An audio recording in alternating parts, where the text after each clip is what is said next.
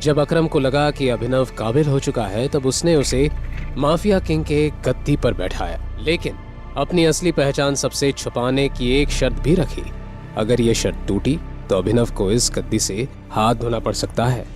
वैसे ऑफिस का आरामदायक माहौल, खासकर जॉब, आपके अंडर एक एफिशिएंट सेक्रेटरी हो जो सब कुछ कर ले और आपको कुछ करने की जरूरत ना पड़े तो आपको और मजा आने लगता है। अभी अभिनव ये सोच ही रहा था कि तभी उसके केबिन के दरवाजे पर दस्तक हुई और उसकी सेक्रेटरी नंदिता अंदर आई। आज वो और अच्छी लग रही थी, लेकिन इस बार नंदिता ने अभिनव को उसे ज्यादा समय तक देखने का मौका नहीं दिया और तुरंत ही बोली, टाइगर, सिंह फैमिली ने बीआर ग्रुप पार्टनरशिप की बात करने के लिए किसी को भेजा है। उनका नाम चिराग है। उसको जाने के लिए कह दो। ओके? ये सनी अपने आप को समझता क्या है? जब मैंने बोल दिया कोलैबोरेशन सिर्फ अनन्या हैंडल करेगी तो ये नए नए लोगों को क्यों भेज रहा है? शायद इसे मेरे तरीके से समझाना पड़ेगा। चिराग भी बीआर ग्रुप के आलीशान ऑफिस के फर्स्ट फ्लोर पर इंतजार कर रहा था, लेकिन जब नंदिता ने उसे वहां से जाने के लिए कह दिया तो ये चिराग के लिए बहुत ही ज्यादा इंसल्टिंग था। फेलियर की न्यूज के साथ जब चिराग लौटा और जो भी हुआ उसे जब सनी के सामने बयां किया तो उसका चेहरा गुस्से से झन्ना उठा। सनी पूरी तरह से हेल्पलेस था और अब उसके पास अनन्या को कॉल करने के अलावा और कोई ऑप्शन नहीं बचा था। दूसरी ओर अनन्या अपने दादाजी के साथ शॉपिंग कर रही थी। तभी उसका फोन बजा तो उसने देखा कि सनी की तरफ से कॉल आ रहा था। अनन्या ने कॉल उठाते ही लाउड स्पीकर पर लगाया। हाँ जी भैया। अनन्या, तुम्हारे भाई को तुमसे एक हेल्प चाहिए थी, क्या तुम हेल्प करोगी? हेल्प? भैया मैं कुछ समझी नहीं। वो बात ऐसी है कि हमारे और बीआर ग्रुप के बीच में जो कोऑपरेशन हुआ था उसको लेकर मैंने तय किया है कि आज के बाद हमारी सारी डील्स तुम हैंडल करोगी। तुम्हें कल ही बीआर ग्रुप के ऑफिस जाना होगा और वहाँ बात करनी होगी। हमें जल्दी से जल्दी न्यू आर्टिस्ट के पैकेजिंग कॉन्ट्रैक्ट साइन करने होंगे। ये सुनकर कल रात को जो कुछ भी अभिनव ने कहा वो अचानक से अनन्या के दिमाग में फ्लैश होने लगा। तो तुम एकदम से हाँ मत कहना।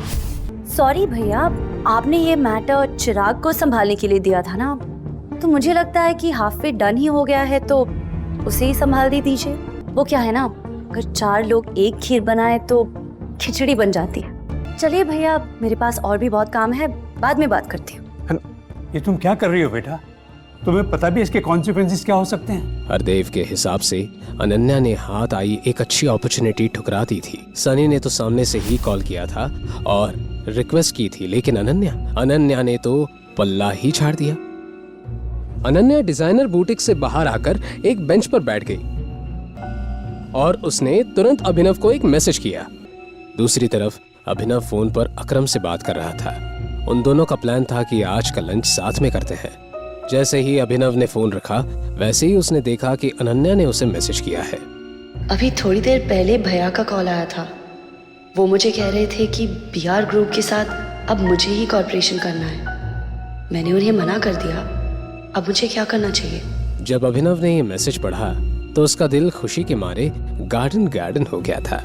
अभिनव को अच्छा लगा कि उसकी बीवी ने उसकी बातें सुनना और मनाना शुरू कर दिया है। अब तुम्हें थोड़ा इंतजार करना चाहिए और परेशान मत हो। आज नहीं तो कल तुम्हारे भैया तुम्हें दोबारा कांटेक्ट करने की जरूर कोशिश करेंगे, लेकिन तुम्हें तब तक अग्री नहीं करना है जब तक वो तुमसे तुम्हारे फायदे की बात ना करें। उनकी कंडीशंस तभी माननी है जब वो तुम्हें कुछ दे। आज बहुत दिनों बाद अभिनव की मुलाकात अकरम से हो रही थी। एक अकरम ही तो था जिसने अभिनव को उसकी असली पहचान से रूबरू करवाया था, टाइगर नाम से रूबरू। Tiger, welcome welcome welcome. आओ, इधर बैठो। अकरम ने अभिनव को सम्मान देते हुए मेन चेयर पर बैठाया और कहने लगा कि उसने उसे एक खास मकसद के लिए बुलाया है। उसके बाद अकरम ने जैसे ही एक ताली बजाई वैसे ही काले कपड़ों में एक आदमी उस कमरे में आया। उसके हाथ में एक छोटा सा बॉक्स था। अकरम ने उस आदमी के हाथ से उस बॉक्स को लिया और अभिनव को देखने लगा। इसे मैंने खास तुम्हारे लिए प्रिपेयर किया था। पिछले 18 सालों से ये अमानत मेरे साथ थी, लेकिन अब वक्त आ गया है कि ये उसके हाथों में जाए जिसकी अमानत है। अकरम अंकल, मैं ये अमानत नहीं ले सकता। स्पेशली मैंने तुम्हारे लिए इसे ढूंढा है और वक्त आने पर ये तुम्हारे बहुत काम आएगी। जैसे ही अकरम के मुंह से ये शब्द बाहर आए वैसे ही उसका फोन बजने लगा। आगे की कहानी जानने के लिए देखें अगला एपिसोड सिर्फ पॉकेट FM के YouTube चैनल पर और द रिटर्न ऑफ टाइगर के सारे एपिसोड्स को सुनने के लिए डिस्क्रिप्शन में दी लिंक से डाउनलोड करें पॉकेट FM ऐप।